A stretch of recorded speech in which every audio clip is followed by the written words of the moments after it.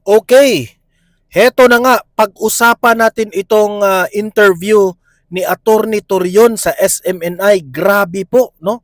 Alam mo ba kung bakit? Sinabi ni Attorney Torion na yung ginagawa ni Remulla ngayon ay hindi po yan job description ni Remulla. Ha? Imagine si Remulla, ha? Nag-iingay araw-araw, humaharap sa media at sasabihin na meron na raw siyang warrant of arrest laban dito kay Senator Bato de la Rosa dito sa ICC. Ha? Ang ombudsman sana ay isang independent na opisina. Pero bakit ngayon nakialam sa politika? Ha? Dito sa video na ito, dito sa vlog na ito, papakinggan natin itong si Attorney Torion na talagang pinahiya niya itong si Remulla. Inexplain niya na yung mga ginagawa ni Remulla ngayon ay sobrang sablay po sa pagiging ombudsman. Siya lang po ang in the history of the Philippines, siya lang po ang ombudsman na nakagawa nito, na araw-araw nagpapamedya. Okay? So yun po ang mga pag-uusapan natin. Pakinggan natin si Attorney Torion. Pero bago ang lahat guys, bago natin ito pag-uusapan, help me po muna na i-like at saka i-share itong video na ito para marami po ang makakita at makaalam. At sa mga first time na nanood dito sa aking channel, mag-subscribe na po kayo kasi libre lang po ang mag-subscribe, walang bayad yan. At kung nakasubscribe kayo sa akin, updated kayo lagi sa mga trending na mga balita. Okay? Pero, bago natin pag-usapan yung patungkol sa kay Remulla, na ibinulgar na nitong ni Attorney Torion ang kanyang pagiging palpak, okay? Unahin muna natin ito. Etong balita na ito, nakuha itong picture na ito na tumulong itong si VP Sara sa Cebu, okay? Ito, basahin natin Vice President Sara Duterte visit storm survivors in Liloan. Okay? Ito yung parte sa Cebu sa tip ng Cebu. Kung sa island ng Cebu, nasa dulo yang itong Liloan. Lagi akong nandito One of the areas devastated by the typhoon Tino that made landfall in Cebu on the November 4, 2025. Bakit ba ko pa ito pinakita? Kasi dito natin madi-differentiate ang liderato ni Bongbong Marcos at ni VP Sara. Okay? The Vice President also visited the wake of some resident who perished in the severe flooding. Okay? Kitang-kita doon sa mga pictures na nakiramay po si VP Sara sa mga pamilyang namatayan sa bagyo. Okay? At eto, kung titingnan mo yung picture, nakatayo po si VP Sara sa bangko. So kitang-kita niya ang mga mukha ng tao na nakalinya, nakatingin sa kanya for instruction. Bakit ko ba na-appreciate itong ginawa ni VP Sara dito? Okay? Ito yung kind of leader na effective. Kung ikukumpara mo ito kay Bongbong Marcos, yung mga videos o mga pictures na nakikita natin kay Bongbong Marcos, walang laman ang kanyang ginagawa. Hindi effective leader si Bongbong Marcos.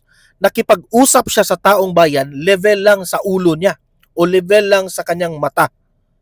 So, ang information, dito mo talaga makikita na he is being a good and effective leader itong si VP Sara kasi lahat ng mga sinasabi niya talagang kuhang-kuha ng taong bayan. Ayan tingnan mo kung anong sasabihin dyan ni VP Sara, talagang papasok sa tenga ng taong bayan. Ayan So, nasa taas siya kasi leader siya Leader siya, dapat nasa taas ako, magpakita ako sa taong bayan na I should lead, no? Sa instruction, kung anong dapat gawin, mga basic na dapat gagawin ng bawat pamilya, ano ba yung mga ibinigay nila, talagang kuhang-kuha mo kasi si VP Sara, nakita ko yung video dito, nagbigay siya ng mga basic instructions para sa bahay ng mga pamilya na para maka-get over and maka-recover kaagad sa mga nabiktima. Okay? So, kung makikita mo, yung kay Bongbong Marcos, wala, palakad-lakad lang si Bongbong Marcos. Halos maiyak-iyak. Nakiramay sa mga, wala talagang nagawa. Pero si VP Sara, di ba? Unahin muna natin si Bongbong Marcos. Nung pumunta si Bongbong Marcos diyan, yung taong bayan parang walang gana, di ba? Wala, yung taong bayan walang gana, nalulungkot, parang parang sasabihin ng taong bayan na ano ba itong leader na ito? Are you sure na makakatulong ka sa amin? Parang ganun yung sinasabi ng mga tao doon eh. Pero itong si VP Sara, kita mo? Kita mo ba yung body language ng bawat isang Pilipino dyan na nakatingin kay VP Sara? Sa nakikita ko dyan, parang may pag-asa tayo. Parang ganun yung mga mata nila at yung mga muka, may pag-asa tayo dahil nandito na po yung tunay na leader. Parang ganun, no? Parang sa tayo pa lang ni VP Sara, sa presensya pa lang, sa presence ni VP Sara, parang namomotivate ang taong bayan. Tingnan nyo. Nakatingin sa kanya na parang makinig tayo dito sa leader na ito kasi may pag-asa pa tayong babangon muli sa naranasan nating bagyo. Pero yung kay Bongbong Marcos, nung pumunta siya dyan, parang sinabi ng taong bayan, makakatulong ka ba sa amin? Pati si Bongbong Marcos, makita mo na parang nalungkot rin si Bongbong Marcos na parang walang nagawa, nalungkot siya. Nalungkot si Bongbong Marcos na tiningnan niya ang tao na naghihirap. Pero itong si VP Sara, hindi siya nagpakita ng nalungkot siya. Nagpakita siya na, I am here. I will help you. Don't worry. Do not worry. I am here. Okay? Makinig kayo sa akin para matulungan ko kayo. Parang ganun po ang body language ni VP Sara. Kaya ko to importanteng ipinakita. No, kasi yung kay Bongbong Marcos talaga, hopeless. Parang hopeless na. And imaginein mo yung budget ng presidente at ang budget ng vice president, sobrang liit po ng budget ng vice president. The budget of the president is very big. Pwede mong gawin lahat ang gusto mong gawin. Pero it seems na itong maliit lang na budget sa vice president, ito pa yung makikita nating effective and parang may hope pang natulungan. Pero yung kay Bongbong Marcos, wala eh. Sorry pasensya na pero yun po ang mga na-o-observe natin. So, what do I mean by this vlog? Itong nakikita natin. Meaning to say na nasa leader yan. Wala yan sa pera. Malaki man ang pera o maliit man ang pera na budget ng isang institusyon, kung marunong ka as a leader, meron talagang paraan. Kasi kahit gaano kalaki yung budget nyo, kung ikaw na pagka-leader, weak ka, wala ka talaga. Mahihirapan talaga ang tao. At yan po ay si Bongbong Marcos. Pero heto, maliit lang ang budget. Pero kitang-kita mo, damang-dama ng taong bayan na, ay salamat, nandito na po ang leader natin, matutulungan na po tayo. 'Di ba? Ganun sana.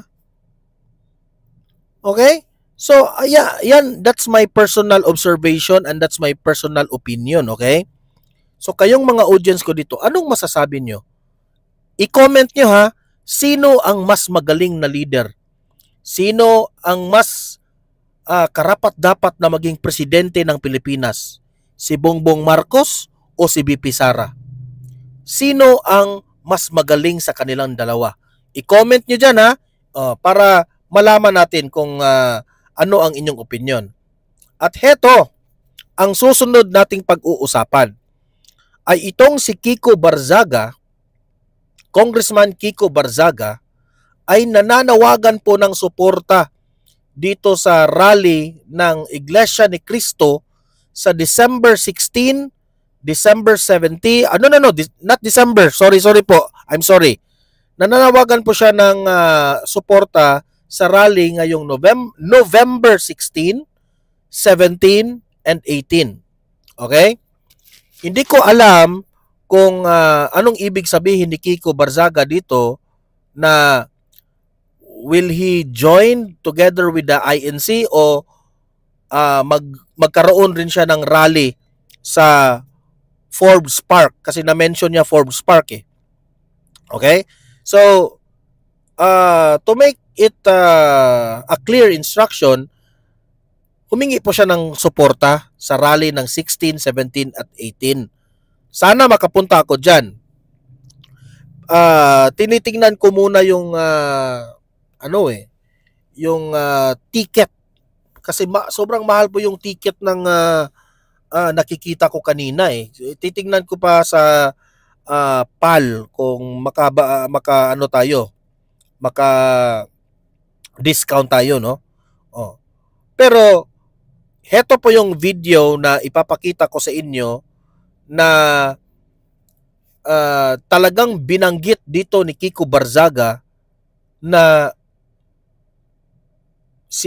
walang takot itong si Kiko Barzaga na sinabi niya na dapat na raw makulong itong si Bongbong Marcos at si Martin Romualdez. O, parang ganun po yung point niya. Okay, ito, panoorin po natin sabay-sabay. My fellow citizens, there will be large protests again this month. President Marcos and House Speaker Martin Romualdez have not been imprisoned for their crimes and are still in power. So it is once again our duty to take to the streets and march against the corrupt politicians to destroy our nation. Many of our countrymen were killed by state forces under the orders of President Marcos during the last protest. So be prepared to defend yourself. The Philippine National Police are not there to protect you. They are willing to arrest and even kill you to protect the corrupt politicians in power. Which is why we will avenge those who have died. We will be protesting again in Forbes Park and Dasmariñas Village on November 16 to 18 from 10 p.m. onwards. Know that only through our sacrifice could we bring positive change in our country. We shall bring justice to our country. God bless you all. Okay, so ako, ang comment ko dito sana naman Kiko Barzaga, no? Sana naman Kiko ay wag ka nang umalis, no? Kasi ang tao ay umaasa sila sa presence mo, sa presensya mo. Kasi mas maganda kasi yung nananawagan kagaya mo, marami nang humahanga sa inyo, no? Na ikaw lang yung congressman na hindi natatakot na aawayin ang mga pasaway sa gobyerno. Talagang binabanatan mo ang presidente, binabanatan mo ang House Speaker, binabanatan mo si Zaldico. Lahat na sigurong dapat na gawin ay ginawa mo na through sa pagbanat mo na hinahangaan ka ng tao. Noong ikaw ay nananawagan ng rally the other month ba yun, no? Na umalis ka kaagad sa rally, ay medyo meron pong mga ilan na hindi po nakatanggap at hindi po nagugustuhan yun. At sana naman this time ay maka-learn ka ng lesson sa ginagawa mong nun, no? Na dapat kapag nandun ka na sa area na nagrarally ka, huwag mong iwanan ang tao. Kasi yung iba na i-encourage yun na pumunta dahil sa iyo nandyan ka, nandyan yung presensya mo. Na ay sasabihin ng iba, pupunta ako kasi nandun si Kiko Barzaga eh. Tutulungan ko si Kiko Barzaga, si Congressman Kiko, na sa kanyang panawagan na itong gobyernong ito ay dapat managot sa mga nangyaring korupsyon. So, yun po ang inaasahan ng taong bayan. So, I hope naman na ikaw ay hindi ka aalis. Ikaw yung una na nandun at ikaw yung panghuli na nandun. Yun ang leader, Kiko. Eh, syempre, yung iba nauunawaan ka kasi medyo bata ka pa nga, Gen Z, so meron pang mga dapat matutunan at malalaman. So, nakaintindi lang yung iba. Sana this time makorek mo na yun. Okay? Pangalawa, ang tanong, dapat bang suportahan itong panawagan ng 16, 17, 18 na rally? Yes. Ako mismo ang magsasabi sa audience ko sa Donmar TV, especially doon sa mga audience ko na nasa Luzon, no? Nasa Maynila, malapit lang dyan. Ako po'y ini-encourage ko kayo na pumunta tayo lahat. Okay? Pumunta tayo kasi ito yung chance na maipakita natin sa taong bayan at sa gobyernong ito na ang nangyayari ngayon is very serious. Para bang hindi natin baliwalain yung ginagawa nilang pagnanakaw ng pera at kaba ng bayan. So lahat ng inyong galit doon sa rally natin isisigaw. I am convincing everyone to go to the rally but in a peaceful way. Hindi tayo manakit ng mga pulis, yung mga naghaharang ng mga barricades, yung mga naghaharang ng mga ina-assign personnel. Hindi po tayo magbayolente. Okay? Saka lang tayo i-defend yung ating sarili kung tayo na po ay sinasaktan nila. Pero I think naman ang mga kapulisan natin at mga kasundaluhan, no? Especially sa mga kapulisan na magiging present sa rally na yan, alam nila mismo na yung mga ipinaglalaban ng mga rallyista ay para rin ito sa bansang Pilipinas. So, alam ko, merong mga ilang mga kapulisan dyan na galit na rin dito sa gobyernong ito at naiintindihan nyo ang mga rallyista. So, ang sa akin lang, no? Itong rally na ito, iparamdam natin sa gobyernong Marcos na isinusukan na natin siya. Mananawagan tayo na mag-resign ka na, Bongbong Marcos. Mananawagan tayo na ang pagre-resign mo ay kabutihan sa ating bansa. Let others lead. Alam ko, yung mga dilawan at mga loyalista, magagalit yan na mag-resign si Bongbong Marcos kasi papalit si BP Sara. Okay. Let us say, mag-resign si Bongbong Marcos. Okay. Humanap tayo ng iba. Mag-eleksyon tayo ulit. Diba? Kung sino ang dapat maging leader at sino ang gusto ng taong bayan. Ganyan naman talaga ang demokrasya, di ba? Kung sino ang gusto ng nakarakarami, yun po ang pipiliin natin. Kaya ako, sumusuporta po ako dito sa rally ng 16, 17 at 18. Okay? And remember sa mga pupunta sa rally, okay? Bring anything na makatulong na hindi ka masaktan. Like for example, water. Kailangan mo ng tubig doon para hindi ka ma-dehydrate, hindi ka para naman may konti kang energy, no? Yung iba dyan, bigla na lang na dapa kasi wala ng energy. Pangalawa, umiwas ng mga masasakit na bagay. Okay? Pumunta ka doon, you bring extra t-shirt, sa mga asthmatic, ano pa, bring basic na mga pangangailangan, first aid kit, magdala kayo. Lahat na mga you bring mga basic medicine, okay? Labad ulo, yung mga para sa lagnat, lahat-lahat na. This is not only for you, sa sarili mo, para rin sa iba if wala sila. Okay? Magdala lang ng anything na maiiwasan na masasaktan ka. Okay? Ito po, sa itong main topic natin ngayon sa vlog na ito ay pakikinggan po natin itong si Atty. Torion. Pinarealize ni Atty. Torion ang taong bayan gaano po kapalpak itong mga pinaggagawa nitong si Rimulya. Maling-mali na si Rimulya ay nagpakalat na patungkol dito sa warrant of arrest ni Senator Bato. Hindi po tama. 'Di ba? Kasi ang trabaho po ang job description po ng ombudsman ay dapat independent. Pero bakit nakialam siya doon sa ICC? Bakit nagka-access siya ng warrant of arrest laban kay Bato? Saan galing yan? Saan niya kinuha yan?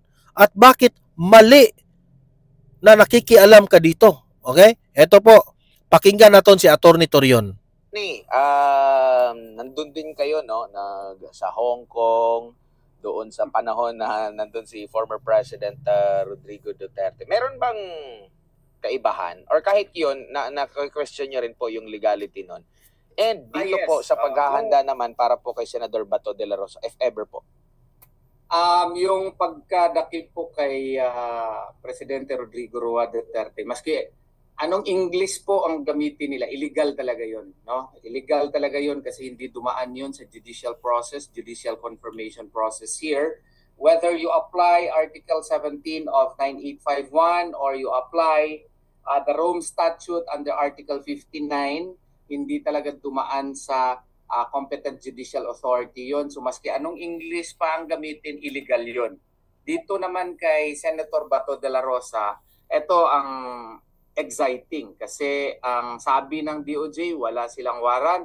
Ang sabi ng DFA, wala pa silang kopya ng warrant. Ang sabi ng transnational crime, wala rin daw silang warrant. At yung spokesman mismo ng ICC nagsabi walang warrant. Pero ang ating ombudsman, ewan ko anong description ng kanyang trabaho, nakalimutan siguro niya basahin at i-remind yung sarili niya. Kaya nga, itong si Rimulya, gustong-gusto niya yung bida-bida siya sa mainstream media. Gustong-gusto niya talaga yung buntot ng buntot sa kanya yung media. Kaya nga, sabi ko, itong pagiging ombudsman ni Rimulya, sometimes ba, sasabihin mo, is this really the work of an ombudsman? Di ba? Dapat independent ka, maghintay ka lang. Pero ang ginagawa mo, parang, di ba, mas maingay ka pa nga sa DOJ eh. Tingnan mo yung mga nagdaang ombudsman. Wala, tahimik lang yan. Pero itong si Rimulya, para bang, sa nakikita ko sa kanya, para ring si Torre ba, hungry siya for fame, sa totoo lang. About Article 11 of the 1987 Constitution, Section 13, naka-enumerate yung trabaho niya doon. With due respect po kay Ombudsman, hindi ata trabaho ng Ombudsman ito, yung makikialam about sa ICC processes. Binasa ko, hindi doon. Diba ha? Ito, magaling na ito na si Atty. Torion ha. Binasa niya ang job description ng Ombudsman. Wala po sa kalingkingan ng job description ng Ombudsman ang makialam sa warrant of arrest ng ICC. Sino kaya ang contact ni Rimulya dyan sa loob? Ako ay nagtataka lamang. Kung may contact ang Ombudsman sa loob ng ICC, how much more the President of the Philippines? Di ba? Kung i-analyze mo ba, kung may contact si Rimulya sa loob, kasi pati nga yung spokesperson ng ICC, walang kopya, pero siya may kopya na. Meaning, si Rimulya, meron silang special access kung sino man ang kanilang kausap doon sa loob ng ICC. So meaning to say, pati ang presidente natin, meron palang access. Si Rimulya nga na ombudsman, pati na itong presidente natin. So meaning to say,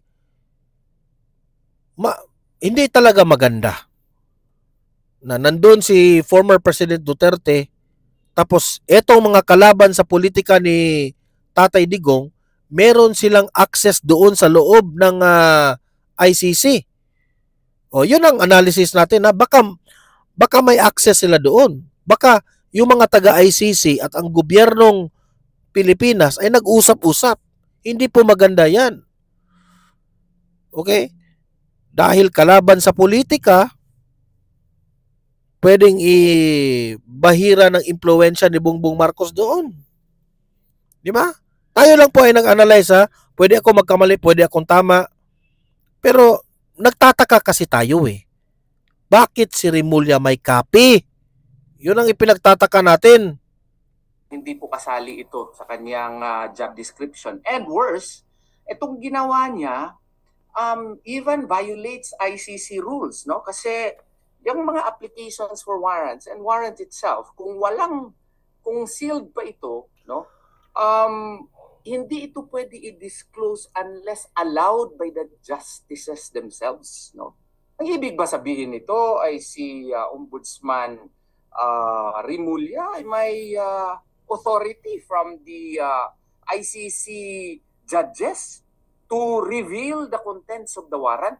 Alam mo, he has to explain that because this is a grave violation of the rules in the ICC itself, because this is supposedly confidential. And as to why he divulged that can give us many conjectures, no? Grounds for conjecture, such as but not limited to.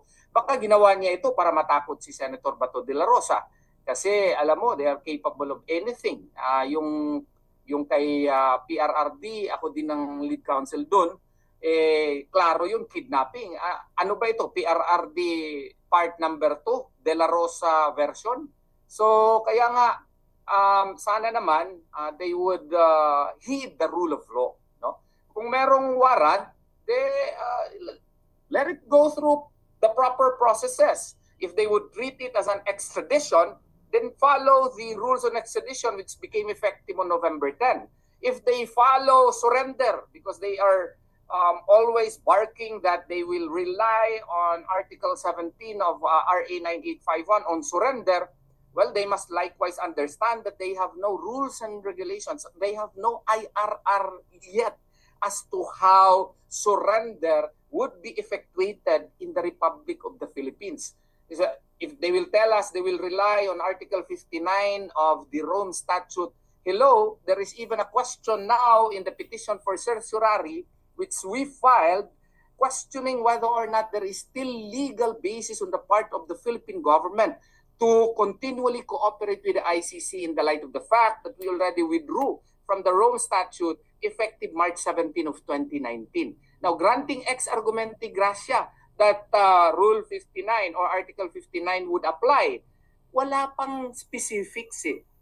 Like for example, pupunta ka daw ng competent judicial authority. Wala pa nga tayong rules of procedure. Ano ba itong competent judicial authority na ito? MTC ba o RTC ba? Or Court of Appeals ba? Ang sabi din dito sa the arrested person or the person shall be brought promptly before the competent judicial authority in the custodial state, which shall determine in accordance with the law of that state.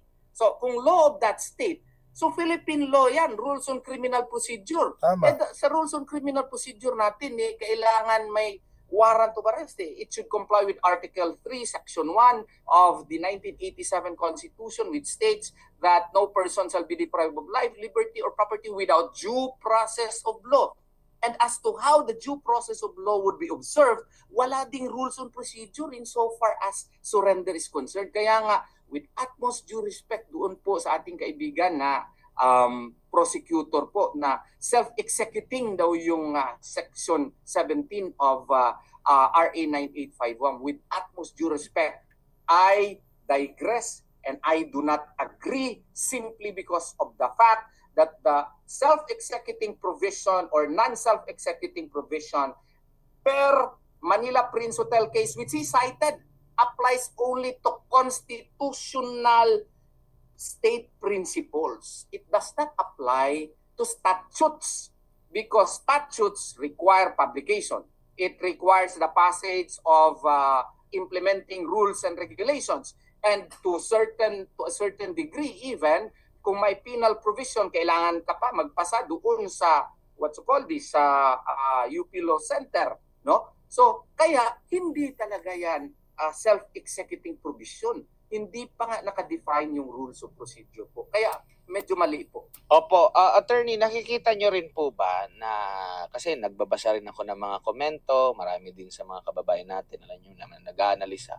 Hindi ba itong pamamaraan na ito ay pagtapik doon sa ICC na parang pampagising sila, hoy, mag-ano ka na, mag-issue ka na ng warrant, parang ganito. Nakikita nyo rin po, hindi ko alam kung masasagot nyo po ito, attorney, pero sa inyo pong opinion. Well, there is some truth to it, no? Maybe this is a way to, cajole or even force the ICC to issue the warrant. Ang tanong ni Admar, para bang, is this the way of the administration na parang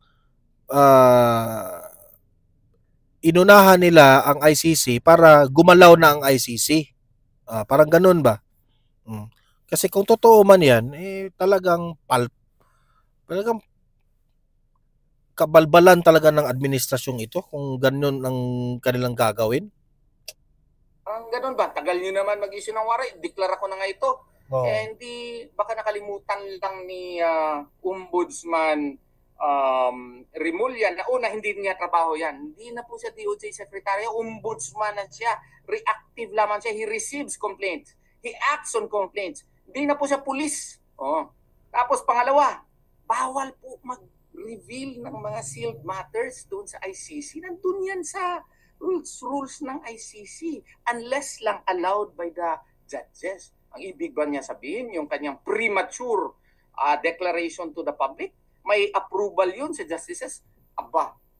It affects now the integrity of the justices. Bakit alam niya yung DFA secretary natin, DOJ, hindi alam. Yung ICC spokesman, hindi rin alam.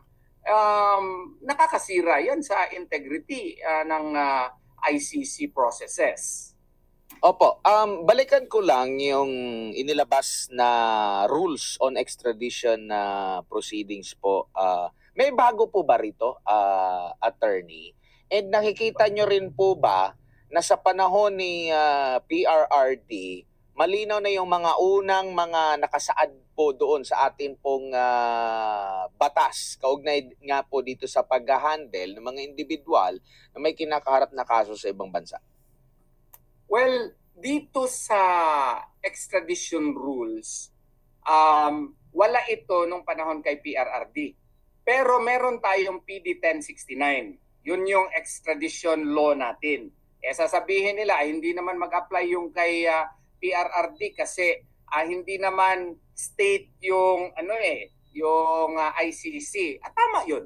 PD 1069 applies only to state request for extradition. But that does not mean that they will not comply also with the very Article 17 that they are citing on surrender. Ang surrender pa nga, wala pa nga rules of procedure sa panahon ng pagdakip ni PRRD. Kaya nga illegal yun. Granting na yung Article 59 ng Rome Statute, effective pa yon. Hindi na tayo party, nag-withdraw na tayo, so dapat hindi i-apply yung Article 59 kasi hindi na tayo party. Granting ex argumenti gratia na party pa tayo, i-apply natin yung Article 59. Dapat dumaan siya sa competent judicial authority nga. Ilang abogado na nagsasabi dito, bagong graduate sinasabi. Hindi dumaan dun. So, illegal talaga yun. Maski anong English ang gamitin doon, illegal yun. Meron kasi attorney na pangalang justice sa ahensya kaya siguro yun na. Yun, ang korte nagbibigay ng justice kaya yun siguro yung inequate nila na sila na yung magiging kinatawan ng korte. Oo, pero prosecutor kasi sila Hindi naman sila competent judicial authority. Maski anong English gamitin natin dyan, hindi talaga sila nag-comply. At saka yung mga forms, kasi I studied this intently, no? Kasi kami yung nag-file doon sa Supreme Court. Pati nga sa form doon na pinilapan ni Lacanilaw. Ang sabi niya, has this been referred to a competent judicial authority? Ang sabi niya doon, no. Wala siyang alam. I-review niyo yan. Wala. Po. Pero sa tingin niyo po, attorney, kung meron po talagang ICC warrant of arrest given, if ever man meron, yes, sino po yung unang magsasabi? Si Ombudsman or ang DFA, ang Korte, ang DOJ? Sino po? Ganito yan. Kung i-follow nila by analogy, yung pinakabago na yung extradition rules, dapat idaan yon sa DFA. Okay? Department of Foreign Affairs. Pag-aralan kung kompleto ba or nandyan ba lahat ng mga papeles at saka requirements, i-transmit yun sa Department of Justice. And the Department of Justice will conduct its own assessment and they will file it with the extradition court. Where is the extradition court? According to the rules or new rules, it will be the extradition court where the extraditee resides, or if unknown, where the head of the authority, is where the office of the authority, meron sila, may executive authority, may central authority, doon daw ipa-file. So, kumbaga, ang unang malaman yung DFA. Hindi po ombudsman, walang role ng ombudsman. Pero sa tingin niyo po, attorney, gaano po kadelikado na halimbawa ito, opisina po ng ombudsman, panay po yung mga ganitong mga klase po ng mga pahayag. Hindi po ba ang atin pong hustisya, nakapiringa yan parang nagiging bias na ba tayo, pero parang yun pa yung nag-uudyok na parang guilty na. Parang yun yung ipinamumukha kakaiba kasi itong ombudsman natin ngayon sa mga nakalipas, which is na po na rin ito ng nakalipas na administration ng ombudsman na medyo mas publicly na-access, panay yung press con, unlike sa mga nakalipas, hindi lang si panahon ni Martires. Kasi even before, nung nakapag-cover ako, hanggang press release nga, parang din yan parang Supreme Court na press release, minsan isang pahayag ng limited. Kumbaga, as much as possible, meron talagang pagtimbang na hindi talaga parang ang isang panig guilty na. Una sa lahat, I have to agree with you, sir, na unique talaga itong ombudsman natin ngayon. Kasi, ombudsman is supposedly the primordial agency which has constitutional authority to act on complaints against public officers, and they are supposed to be hindi katulad sa kanya na meron pang radio program, may radio program palagi sa press conferences. Unique talaga ito siya. Kaya nga bagong-bago itong characteristics po ni Ombudsman Remulla. I'm not saying that it is bad. It is just unique and unexpected, of an ombudsman. I agree with you on that. Opo. Sir, si Senador Ronald Bato de la Rosa ba, kagaya po ni former President Rodrigo Duterte, meron ba siyang kinakaharap na kaso unang-una dito po sa Pilipinas na may mga kaugnayan na dito sa mga sinasabing siya ang pumatay or siya ang nasa likod ng mga pagpatay sa kasalukuyan po? Wala akong alam I've been his lawyer. Hinire niya ako last year. Wala akong alam na na meron siyang kaso. Kasi kung may kaso si Ombudsman Remulla naman ng Department of Justice Secretary noon pa, di dapat final niya yun. Kasi our courts are working. Our justice system is healthy and alive.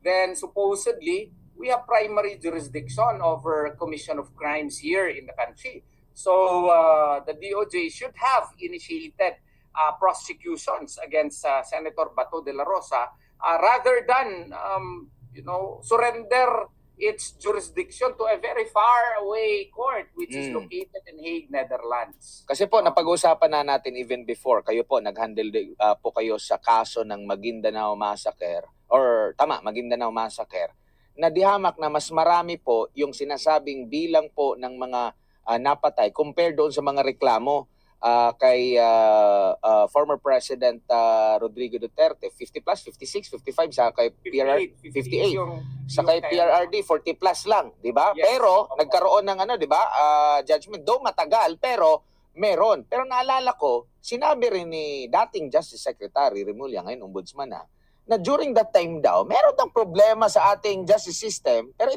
yung kay ano lang, nagka-problema daw kay former President Rodrigo Duterte. Baka ito rin yung magiging rason niya na ay, ipasa na lang natin yan sa ano kasi may problema sa justice system natin dito. Pero parang bukod tangi lang sina PRRD ba at saka si Senador Bato de la Rosa ang kanilang kaso na palyado yung justice system. Kaya nga, parang, I hate to say it, but there are grounds to believe na politika talaga ito. No? Politika ito sa paningin ko kasi walang ibang rason eh. Our courts are a system or, our court system is healthy and alive. There are crimes are prosecuted here in our country. Yet, sa kay PRRD at saka kay Senator Bato de la Rosa, give up natin yung ating otoridad at saka jurisdiction at binigay natin ito sa isang korte na napakalayo doon pa sa Europa, no? So parang may problema talaga ito. As a matter of fact, we will question that, no, continually. Attorney, mayong gabi, si Jason po ito. Babalikan ko lang, Attorney, kasi yung nangyari, nag-announce si Ombudsman Remulla pagkatapos dininay ng ICC kasi dapat ang paniwalaan lang is yung kanilang mga press releases, yung mga nakikita nating announcements doon sa kanilang mga website. Pero despite of sa kabila nitong pahayag ng ICC spokesperson, ay naglabas ulit si Ombudsman Remulla ng pahayag Ombudsman Remulla kung paano siya nakakuha ng kopya at bakit walang kopya ang DOJ, bakit walang kopya ang DFA. Yes, dapat ang tanong dyan next time doon sa mga reporters kasi hilig siya Media. Interview, no, with due respect to the new ombudsman, no. Tanungin din niyo, sir, di ba sa rules of procedure po ng ICC, bawal po na i-reveal sa public yung mga sealed documents unless authorized ng mga judges. Okay? May authority ka ba sa mga judges ng ICC na i-reveal ito? Pangalawa, paano ka nagkaroon ng authority? Pangatlo, sino ang nagpadala sa iyo niyan? Kasi gusto namin malaman. Bakit namin gustong malaman? Kasi gusto namin malaman kung fair ba itong processes ng ICC. Paano nangyari yun na isang opisyal na wala namang kinalaman doon sa pag-implementa ng warrant of arrest, ombudsman naman siya, nagkaroon ng kopya, no? This affects the integrity of the ICC processes. Doon ita-trial daw si Senator Bato de la Rosa. Ano pala yan? Palakasan yan dyan? Di ako maniwala na merong ganyan yan, ha? Pero nangyayari. So it is a legitimate question that has to be answered by Ombudsman Remulla. Yung mga question na paano ka nagkaroon ng kopya niyan, inauthorize ka ba ng mga justices ng ICC na bawal man yan isa publiko kasi confidential yan. Bakit ka nagkaroon ng kopya? Sinong nagbigay sa iyo ng kopya? Sinong justices nag-authorize sa iyo? No? Okay, so ito yung tanong ngayon. Sa mga audience ko ngayon na nakikinig, sa tingin nyo, itong administrasyong Marcos, sa tingin nyo ba kakuntsaba ang administrasyon sa ICC? Yan ang una nating i-analyze, ha. Meron bang direct contact ang Pangulo natin o itong si Remulla sa mga judges ng ICC? Magandang usapin yan, ha. So, i-comment nyo, okay? Naniniwala ba kayo na kakuntsaba ang gobyerno ni Marcos dito sa mga judges ng ICC? Ilatag nyo sa comment section yan, okay? Kasi magandang natanong yan. Ilatag nyo ang argumento kung kakuntsaba nga ang ating administrasyon, bakit? Paano? Okay? I-write nyo. Pero kung if you believe na hindi po kakuntsaba ang ating administrasyon, i-explain mo rin, ha? kung bakit hindi ka konsyaba. Okay? So, ayan guys, paki-like, paki-share itong ating vlog, itong video na ito. I hope marami kayong natutunan sa mga explanation nitong si Attorney Torion. At kaya nga mahalagang i-like, i-share ito para marami po ang aware sa nangyayari patungkol po sa issue ni Bato de la Rosa. And sa mga first time dito sa Donmar TV, mag-subscribe na po kayo. Libre lang po ang subscription, walang bayad yan, no? Updated ka pa sa ating mga balita. Okay? See you in my next video. Have a great day. Have a great night. God bless po sa ating lahat. Mabuhay ang Pilipinas and God save the Philippines. Bye-bye.